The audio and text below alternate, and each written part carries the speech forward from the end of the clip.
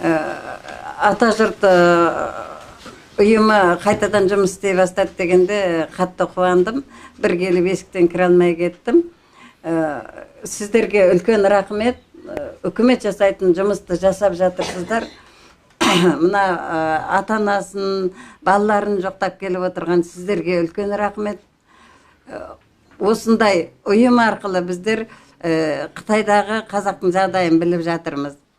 Мен өзім Атыраудың тумасымын, Қытайда ешкімім жоқ, бірақ әр қазақ менің жалғызым деген Сабыр Адайдың әпкесімін. Серікжан негізі келгендегі бүгінгі мақсатым Серікжан бауырыма араша сұрау. Арызымды өз қолыммен жазып өткізу.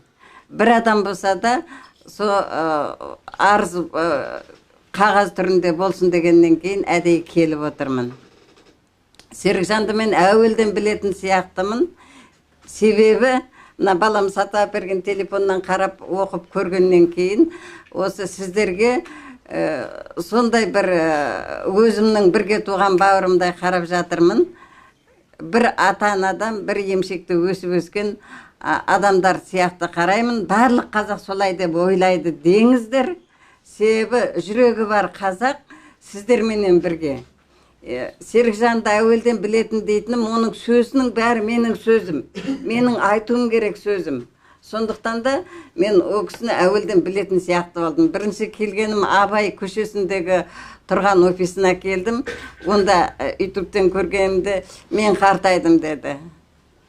Қартайдым деме Серікжан, 45 қана жастасын деп арна өлең жазып келіп тілеккеме біреудің қолына ұстаттым да кеттім, себебі қол тимей жатты. Өзіне жолыққан жоқпын. Екінші рет мына саяхаттағы офиске келдім.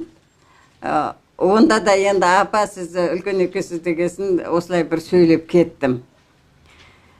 Бірақ жүрегім сіздермен бірге. Енді бұл жолғы келісім жаңағы араша сұрау, халықтың алдында бүкіл қазақ тек қана өздерің сұрап алыңдар, жаңағы Қытайдан келген адамдар деген сөз емес. Бар қазақ, бір қазақ, біріңді қазақ, бірің дос, көрмесең істің бәрі бос деген Абай аталарың.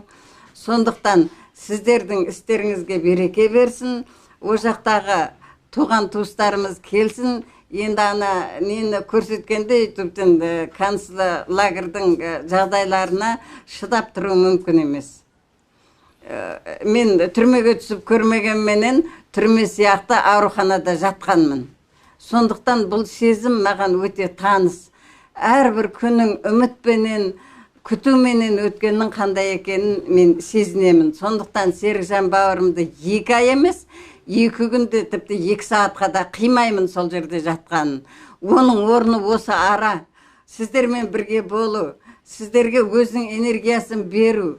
Біз сияқты жергілікті қазақты ояту. Міне қазақтың бір серкесі сондай жағдайда үйқамақта отырғанына жаным ауырып отыр менің. Сол үшін келдім. Істеріңіз алға бассын, бауырларымыздың бәрі бостандыққа шықсын, қазақ еліне келсін. Шынында өздеріңіз айтып отырғаныңыздай біздің Қытайда ешқандай шаруамыз жоқ, оның халқында ешқандай шаруамыз жоқ. Серікжан айтпақшы, қырда Қытайым аман болсын, ойда орысым аман болсын, ортасында мен аман болайын деген қазақтармыз. Алла біздің әрекетіміздің бәрін оңға шешсін. Тағы бір жерде мен жаңағы өзімше ата жолы дегенне де осындай әрекеттерді қолдап жатырмын. Бәріңізге жақсылықтар болсын. Рахмет.